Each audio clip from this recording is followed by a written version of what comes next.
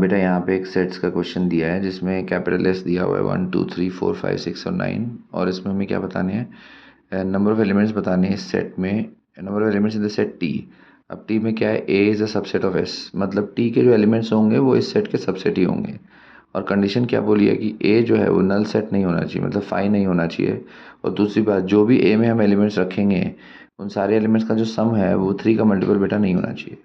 ठीक है, तो ये क्वेश्चन है। अब इसमें हम सॉल्यूशन में हम इस तरह से प्रोसीड करते हैं कि हम ऐसे सबसेट्स निकालते हैं पहले जिसमें एलिमेंट्स का सम जो है वो 3 का मल्टीपल आएगा। अब उसमें उन्होंने एलिमेंट नहीं बोला है, मतलब हम कोई भी कितने भी एलिमेंट्स ले सकते हैं एक सेट में, लेकिन कंडीशन ये रहेगी कि एलिमेंट्स का सम करने पे 3 का मल्टीपल आना चाहिए। लेकिन वो अनफेवरेबल केसेस बनेंगे। वो क्या बनेंगे बेटा, अनफेवरेबल केसेस। तो टोटल सबसेट में से लास्ट में से माइनस करेंगे।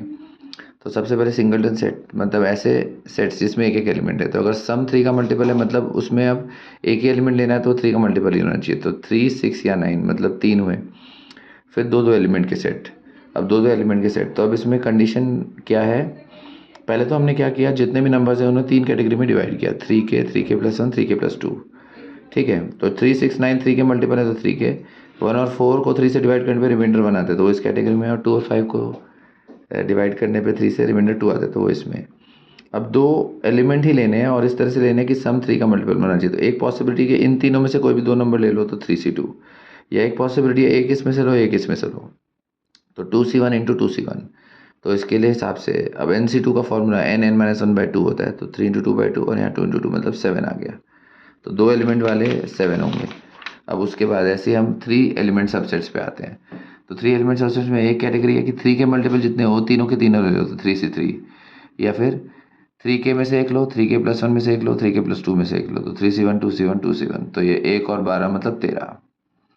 फिर 4 एलिमेंट के सबसेट्स, तो 4 एलिमेंट के सबसेट्स में हम क्या कर सकते हैं, जो 3 के मल्टीपल वाले हैं उसमें से कोई दो लो, बाकी दो कैटेगरी में से एक एक, तो 3c2 2c1 2c1।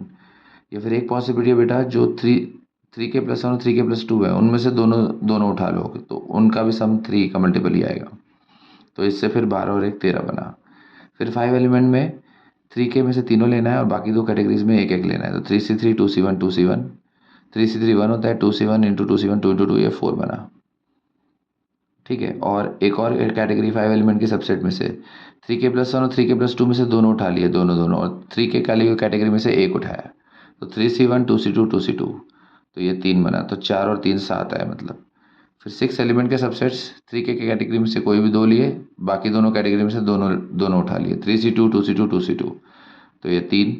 और 7 एलिमेंट के सबसेट मतलब सारे ही एलिमेंट्स ले लो, 3c3 2c2 2c2, तो एक केस वो बनेगा। अब इन सबको अगर हम ऐड करें तो 47 केसेस होते हैं। मतलब ये जो 47 सबसेट आए हैं इसमें एलिमेंट्स का सम 3 का मल्टीपल बन रहा है, बट ये हमें नहीं चाहिए। अब टोटल सबसेट्स का फॉर्मूला होता है 2 की पावर n। इसमें 7 एलिमेंट है तो 2⁻7। लेकिन क्वेश्चन में लिखा है कि हम नल सेट नहीं ले सकते, इसलिए 5 को माइनस करना पड़ेगा, तो एक सब्ट्रैक्ट किया, यानी 127।